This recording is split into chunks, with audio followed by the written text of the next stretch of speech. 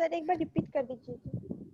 Okay, तो accumulation, सबसे पहले हम लोग आज निमोथोरेक्स पढ़ रहे हैं। निमोथोरेक्स में अगर हम डिफिनेशन वाइज देखेंगे तो क्या होगा, N abnormal accumulation of the air in pleural space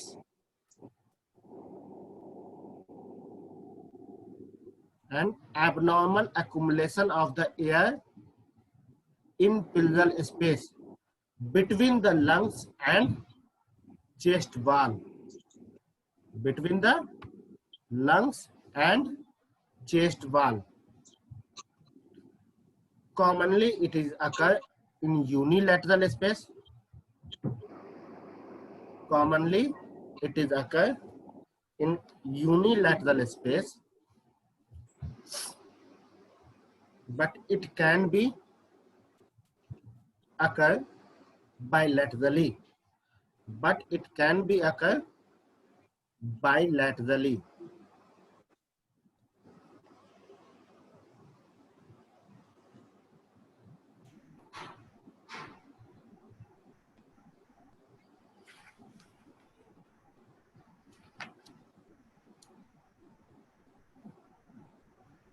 फिर उसके बाद एक टर्म लिख लीजिए, atelectasis. Atelectasis, atelectasis.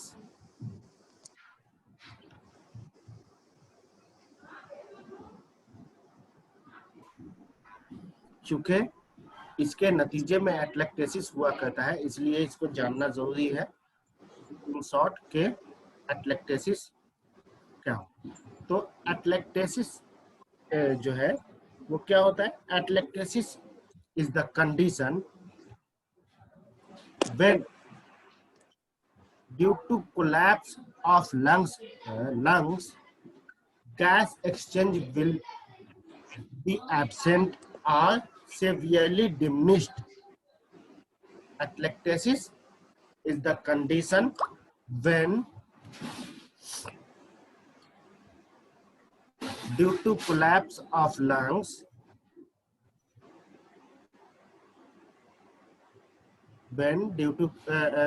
collapse of lungs, gas exchange will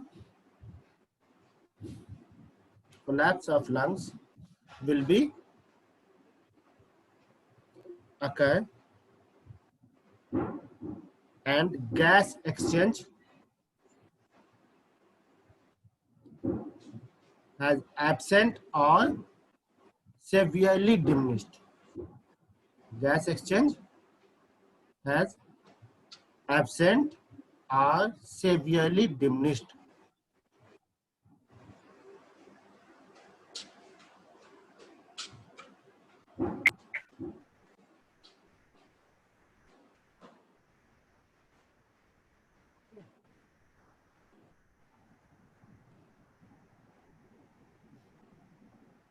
ये नॉर्मली क्या होता है कि बहुत ही कॉमन होता है नीमोथोरेक्स के साथ ही साथ नीमोथोरेक्स के अलावा और भी जो है कुछ कंडीशन है, जैसे किसी को मैसिव बाइलैटरल प्लूरल इफ्यूजन हो गया हो, मैसिव बाइलैटरल निमोनिया हो गया हो, जैसे आज के डेट में कोविड में होता है।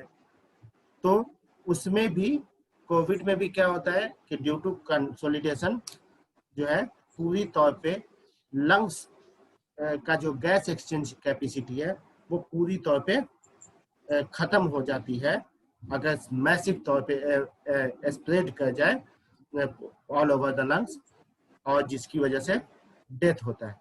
इसके अलावा समटाइम ट्यूबरकुलोसिस, एक्सटेंसिव ट्यूबरकुलोसिस, इसके अलावा जो है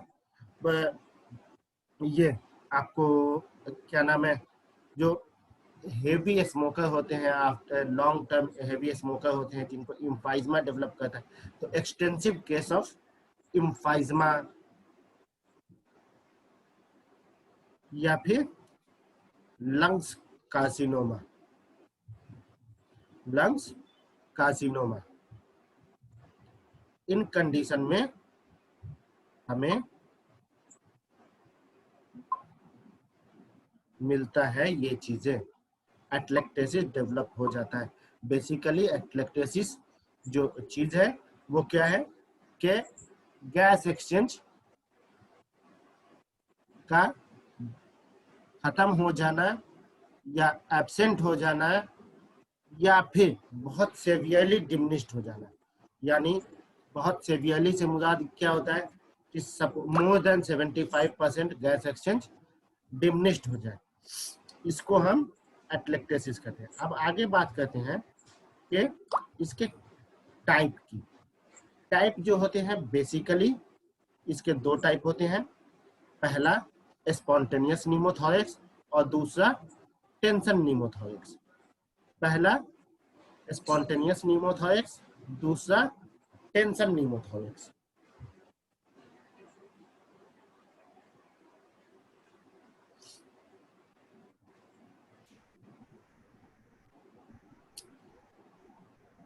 अब अगर बात करेंगे स्पॉन्टेनियस निमोथोरेक्स की, तो स्पॉन्टेनियस निमोथोरेक्स, हाँ तीसरा एक और होता है ट्रॉमेटिक निमोथोरेक्स। ट्रॉमेटिक निमोथोरेक्स, ठीक है। तो अब अगर हम बात करेंगे कि स्पॉन्टेनियस निमोथोरेक्स,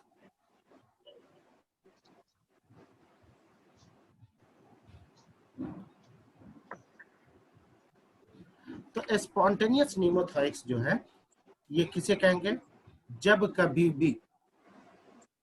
कभी भी कोई ऐसा ट्रॉमा चेस्ट वाल को नहीं पहुंचा हो और निमोथोरेक्स डेवलप हो गया।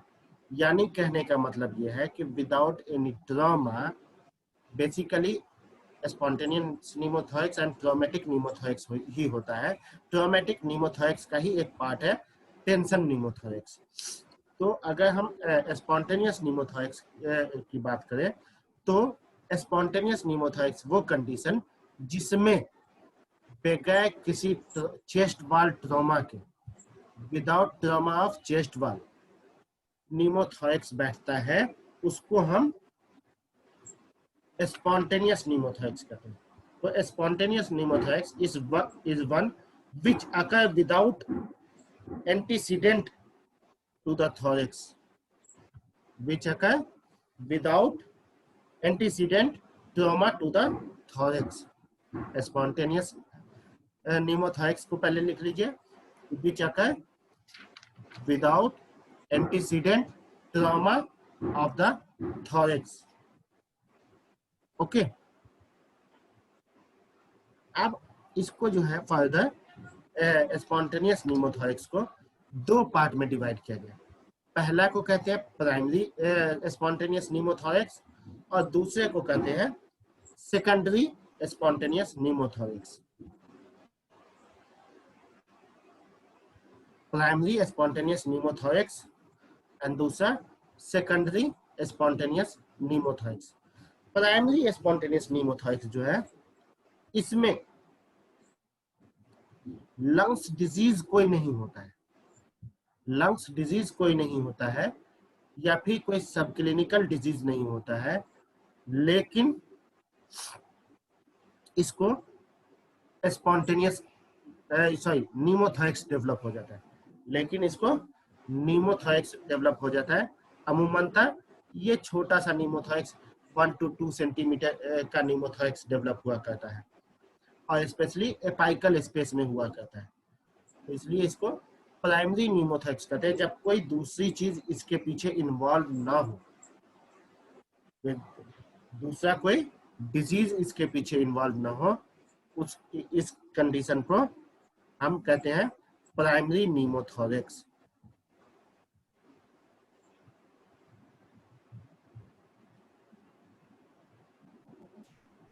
अमूमनतः जो है देखा गया है कि प्राइमरी स्पॉन्टेनियस निमोथोरेक्स का जो काउज होता है वो अननोन होता है।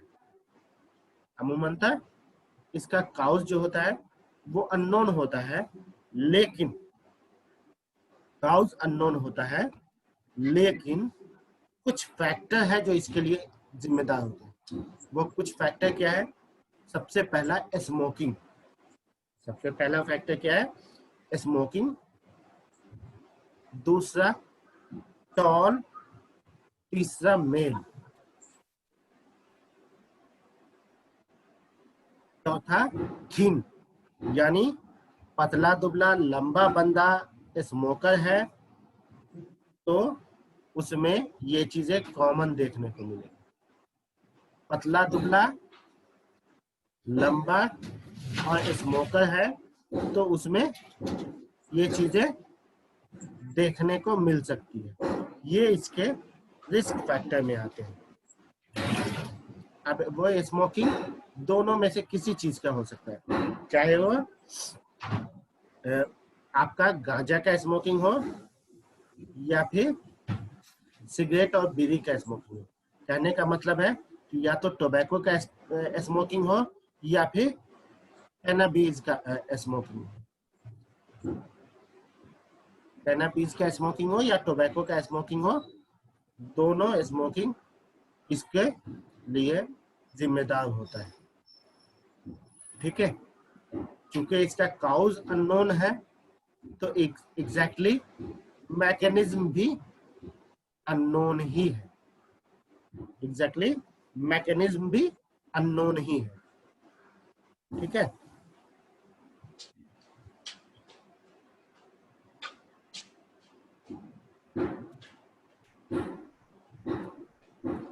चलो। और इसमें एक और चीज इंपॉर्टेंट है कि इसको ऐसे लोग ऐसे पर्सन जिसको प्राइमरी स्पॉन्टेनियस निमोथोरिक्स हो रहा है, 50% चांसेस है कि उसको रिपीटेड यानी रिकरेंस होता रहता है। रिकरेंस प्राइमरी स्पॉन्टेनियस निमोथोरिक्स का होता रहता है। 50% इसके भी चांसेस है कि इसको प्राइमरी स्पॉन्टेनियस निमोथोरिक्स रिपीटेड या रिकरेंस होता रहता है। ठीक है, अब बात करेंगे कि secondary spontaneous pneumothorax. Secondary spontaneous pneumothorax, secondary spontaneous pneumothorax की अगर बात करें तो जैसा कि नाम से पता चल रहा है कि सेकेंडरी यानी ये खुद ब खुद नहीं, किसी और के नतीजे में। तो बहुत सारी डिजीज जो डायरेक्टली लंग्स में होती है, पल्मोनरी डिजीज, वो इसको एट्रीब्यूट करती है स्पॉन्टेनियस सेकेंडरी निमोथोरिक्स होने में। तो अगर इसका डिफिनेशन वाइज देखें तो क्या होगा, secondary spontaneous pneumothorax occur in the setting of underlying lungs disease, underlying lungs disease।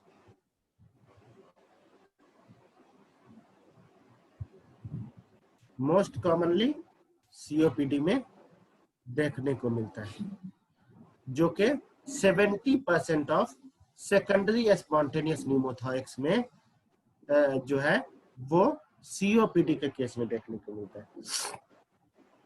70% of cases secondary spontaneous निमोथोरिक्स के पीछे काउज जो होता है वो क्या होता है, COPD.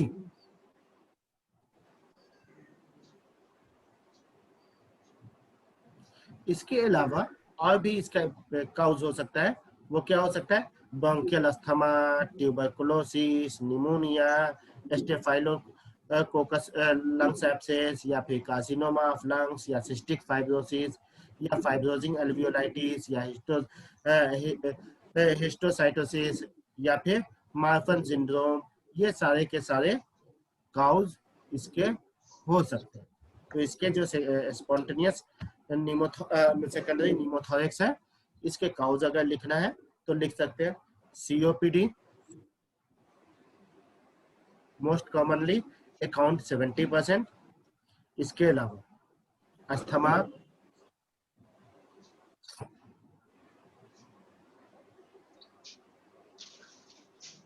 Tuberculosis, pneumonia, lung sepsis, carcinoma of lungs,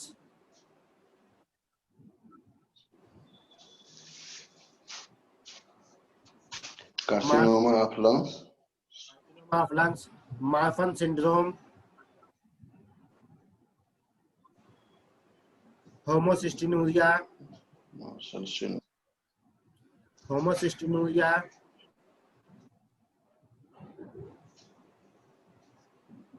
alpha 1 antitrypsin deficiency,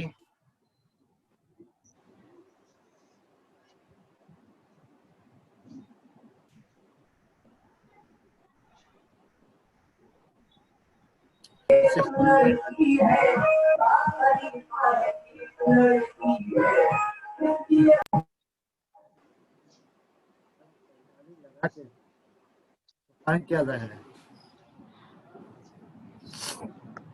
चलो। तो इसके अलावा सिस्टिक फाइब्रोसिस, फाइब्रोजिंग अल्वियोलाइटिस,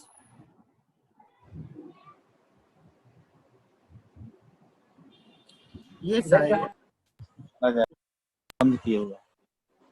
के सारे इसके काउज हो जाएंगे।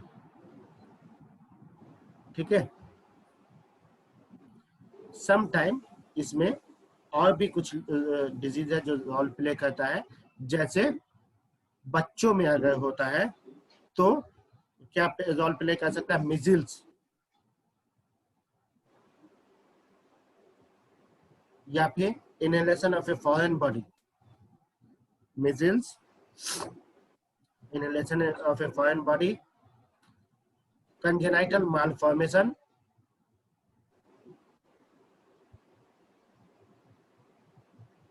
Congenital pulmonary airway malformation, congenital pulmonary, उसी में अंडर ब्रैकेट कर दो कंजेनाइटल मालफॉर्मेशन में कंजेनाइटल पल्मोनरी एयरवे मालफॉर्मेशन, और कंजेनाइटल लोबर इम्फाइजमा, कंजेनाइटल लोबर इम्फाइजमा, ये दो कंडीशन होती है कंजेनाइटल मालफॉर्मेशन वाले में। तो ये अमूमन बच्चों में डेवलप होता है।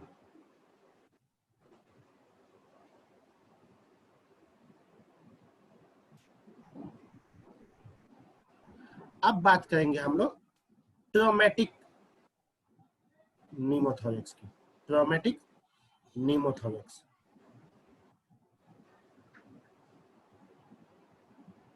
ट्रॉमेटिक नीमोथोरेक्स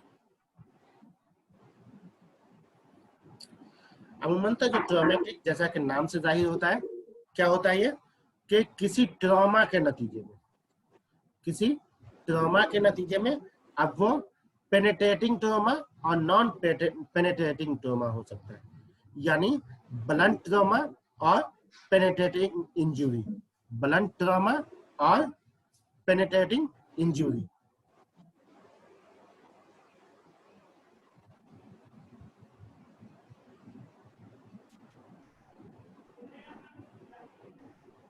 ठीक है, तो सर रिपीट कर दीजिए। तो repeat, traumatic नीमोथोरेक्स may result of blunt trauma और penetrating injury। आप कहोगे ब्लंट ट्रॉमा क्या होता है? ब्लंट ट्रॉमा यानी बड़ा फैला हुआ, छितराया हुआ, थोकचाया हुआ, इस तरह का जो ट्रॉमा होगा, जैसे किसी को,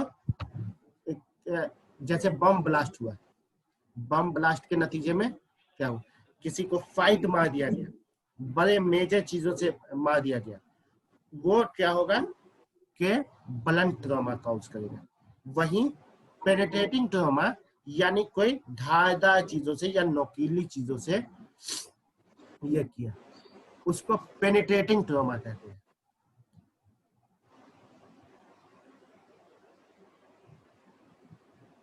ठीक है, तो ट्रॉमेटिक नीमोथोरेक्स में result from either blunt trauma और आइदर पेनिट्रेटिंग ट्रॉमा या injury to the chest wall.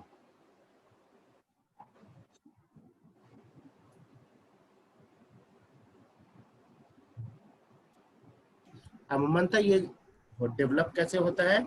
Basically इसकी वजह से जो रिब्स फ्रैक्चर होते हैं, ट्रॉमा की वजह से जो रिब्स फ्रैक्चर होते हैं, वो रिब्स जो है हमारे इसको पिलरा को रैप्चर कर देते हैं और वहां से एयर अकुमुलेशन शुरू हो जाता है।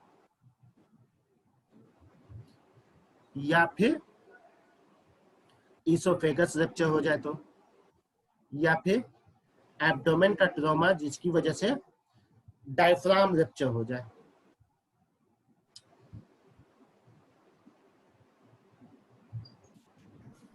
ठीक है, अब ये क्या हो सकता है कि ये ट्रॉमा आइदर ये एक्सीडेंटल हो सकता है और आइदर ये सर्जिकल हो सकता है। ये ट्रॉमा आइदर एक्सीडेंटल हो सकता है और आइदर ये सर्जिकल हो सकता है।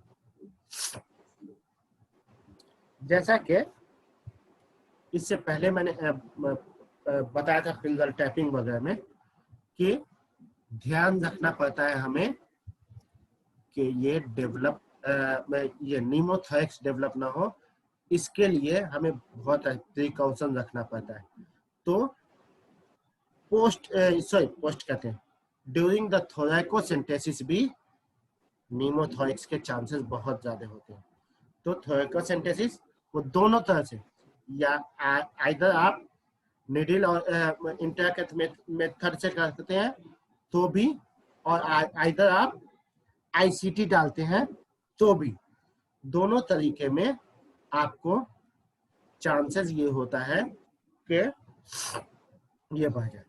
इसके अलावा किसी को इंडोट्रैकियल इंट्यूबेशन किया जा रहा है, किसी को इंडोट्रैकियल इंट्यूबेशन किया जा रहा है, उसके नतीजे में भी हो सकता है कि ट्रैकिया रैप्चर हो जाए और या फिर फेरिंग्स रैप्चर होके चला जाए। तो वैसी सूरत में I have seen A case, मेरे ख्याल से आप लोगों को वो केस बताया था कि नहीं बताया था पता नहीं, मेरे ख्याल से, लेकिन एक बार बता देता हूँ। ट्रॉमेटिक निमोथोरेक्स में टेंशन निमोथोरेक्स बैठा था बाइलैटरल, और पेशेंट को हम बचा नहीं पाए थे। एक्चुअली जब मैं पीजी कर रहा था तो एक लगभग 80-90 साल की बूढ़ी पतली दुबली सी आई, चूंकि मैं वहाँ जेडवीएम में आईसीयू इंचार्ज हुआ करता था, तो जो भी इमरजेंसी आती थी मुझे फोन जाता था, मैं आके देखता था, फिर उसके अकॉर्डिंगली ट्रीटमेंट प्लान होता था। तो मेरे एक सीनियर की ड्यूटी थी उस टाइम में, वो लेडी आई ईडी में, इमरजेंसी में आई तो मुझे कॉल गया, मैं आया, आके देखा, मैंने बोला बॉस इसको, वो केस बेसिकली था इसका हेड इंजरी का, लेकिन हेड इंजरी की वजह से जीसीएस बिल्कुल लो हो गया था, 5 या 6 जीसीएस था, तो जिसकी वजह से उसको इंट्यूबेट करना कंपलसरी था। तो मैंने बोला बॉस इसको इंट्यूबेट कर दीजिए, इंडोट्रैकियल इंट्यूबेशन कर दीजिए। मेरे एक सीनियर थे, बोले ठीक है, सो रहोगे या हम कर दें? मैंने कहा अगर आप कर सकते हैं तो कर दीजिए, मेरा रहना क्या जरूरी। हाँ, अगर आपसे नहीं होता तो फिर मुझे बोलिए तो हम कर देते हैं। तो नहीं कर लेंगे हम। मैं इतना बोल के इंट्यूबेट कर दीजिए, बाकी ट्रीटमेंट लिख के मैं वापस ऊपर रूम में चला गया। चूंकि हमारा एग्जाम भी थेसिस का टाइम चल रहा था, थेसिस सबमिशन का, तो इसलिए मैं बहुत कम नीचे आता था, जब कोई इमरजेंसी होता था तब आता था। अब मुझे ऊपर रूम में गए हुए मुश्किल से 5-7 मिनट हुए होंगे, वापस से वो मेरे सीनियर का फोन आता है कि रजी जल्दी आओ, ये पेशेंट तो एकदम एक अलग तरह का जो है रिस्पॉन्स आया है, इंट्यूबेट किए कर रहे थे। तो मैंने कहा क्या हुआ? तो आके देखो ना, पेशेंट कोलैप्स हो रहा है। मैं फटाफट भाग के आया नीचे, देखता हूँ। अब तुम लोग खुद से एज्यूम कर सकते हो कि एक 80-90 साल की लेडी जो बिल्कुल पतली दुबली हो, उसका ब्रेस्ट कैसा होगा? एकदम बिल्कुल फ्लैट होगा। लेकिन जब मैंने उसको देखा तो ब्रेस्ट एकदम पूरी तौर पे परमानेंट था। मैंने सिर्फ ऐसे लुक वाइज देखा, चूंकि जब इंट्यूबेट करते हैं तो एयर इंट्यूब वगैरह सब हमको चेक करना होता है, तो हम चेस्ट वाल ओपन रखते हैं अमूमन तक 99% केसेस में। तो जो देखा ब्रेस्ट ऐसे प्रोमिनेंट, मैंने कहा बॉस आपने बिना जो है इन्फ्लेट किए हुए इसको ईटी ट्यूब डालने की कोशिश किए क्या? तो इन्फ्लेट बोले तो मैंने कहा पहले अम्बू दिए थे क्या? पहले 2 अम्बू देना होता है ना, 2 ब्रीथ देना होता है अम्बू से। तो नहीं, अच्छा सैचुरेशन मेंटेन था, तो मैंने कहा चूंकि सैचुरेशन था मेंटेन, इसलिए मैंने सोचा कि जो है डायरेक्ट ही ये कर देते हैं। मैंने कहा बॉस इसको टेंशन निमोथोरेक्स हो गया। मैं हाथ से सिर्फ उसका चेस्ट बाल को, इंटीरियर सरफेस को पल्पेट किया तो मुझे क्रेप्टस मिला, पल्पेटरी क्रेप्टस मिला। मैं सिस्टर को बोला सिस्टर फटाफट 2 आईवी सेट लाओ। सिस्टर 2 आईवी सेट लाई, हारा दोनों को, ऐसे निडिल पकड़ा, डायरेक्ट उसके चेस्ट वाल में सीधे दोनों साइड में सेकंड इंटरकोस्टल स्पेस पे डाल दिया। उसके बाद जो एयर का गस हुआ, इस प्रोसेस में मुझे टोटल 5 से 7 मिनट या कह लो 10 मिनट, चूंकि ऊपर से नीचे फिर आया, थर्ड फ्लोर से ग्राउंड फ्लोर पे 10 मिनट लगा। पेशेंट इतने देर में जैसे ही डाला, एयर का गस तो शुरू हो गया, चूंकि पहले से हेड इंजरी की वजह से ऑलमोस्ट कोमेटोज थी, पेशेंट को हम बचा नहीं पाए। इंडोट्रैकियल इंट्यूबेशन का एक कॉम्प्लिकेशन है कि अगर पूरी तौर पे ये नहीं रहते हैं, जो भी तरीका है उसको फॉलो नहीं करते हैं, तो यू आर ए किलर। तो यू आर ए किलर, आप मरीज को मार सकते हैं। ठीक है? Hello hello, yes sir. लग रहा है यस सर। अभी कॉल कट जाएगा के अंदर ही, तो आज मैं दोबारा नहीं कर पाऊंगा क्योंकि थोड़ा सा मुझे काम है, तो नेक्स्ट डे डबल कर लूंगा। ठीक है? या बीच में हो सकता है कि वेडनेसडे यस को सर। फ्री हो तो वेडनेसडे को मॉर्निंग में एक क्लास कर लेंगे।